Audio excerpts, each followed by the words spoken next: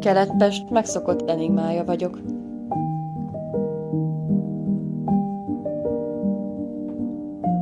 Rajtam is rágódik a hódítás és az idő egymást őrlő vasfoga, de alázattal viselem a csontjaimra felkapaszkodó repkényt és a bőrömbe hasító gonoszrepedéseket.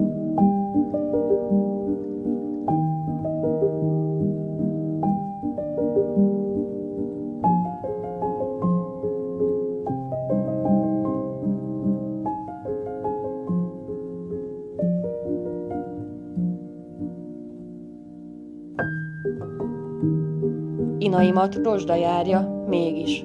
Burjánzó architektúra vagyok, izgág a levelek céltudatos egymásba botlása.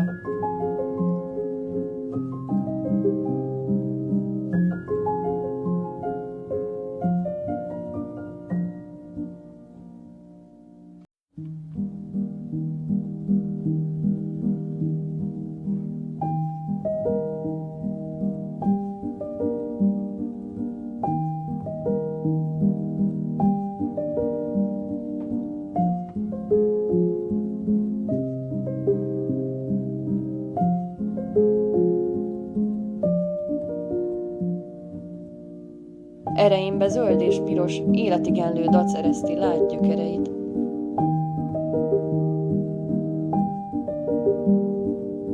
Gazvadvirágként keresem a helyem komplementer körforgásomban, a változás állandóságával.